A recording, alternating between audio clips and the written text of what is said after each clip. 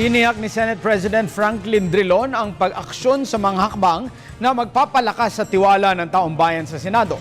Reaksyon ito ni Drilon sa resulta ng SWS survey kung saan bumaba umano ang tiwala ng maraming Pilipino sa sinseridad ng Senado na labanan ang korupsyon. Si Bianca Piedad ang ating tagapagbalita. Tiwala si Senate President Franklin Drilon na maibabalik ang positibong pananaw ng publiko sa Senado oras na mapagtagumpayan ang pagsulong ng mga reforma at polisiyang tutulong sa paglaban sa katiwalian sa bansa.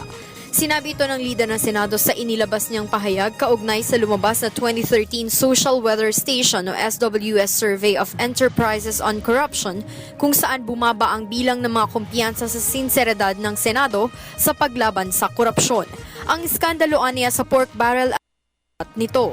Kabilang sa mga magiging hakbangin ng Senado sa pagwaksi ng korupsyon ang pagtanggal ng Senado sa Priority Development Assistance Fund o pork barrel, ang naging investigasyon nito sa pork barrel scam at ang pagsusulong ng Freedom of Information Bill na ipinangako ni Drilon na maipasa ngayong unang bahagi ng taon.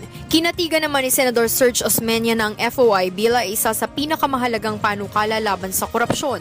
Kabilang na rin ang Open Data Philippines na makikita sa data.gov.ph na naglalayong magkaroon ng open, transparent, accountable at participatory government. Definitely, the more transparent things are, if you can see all of the documents that pass to my room, then there'll be less incentive for anybody to engage in shenanigans. Kinilala din ni Osmeña ang malaking pagbabago sa ilalim ng kasalukuyang administrasyon pagdating sa paglaban sa korupsyon.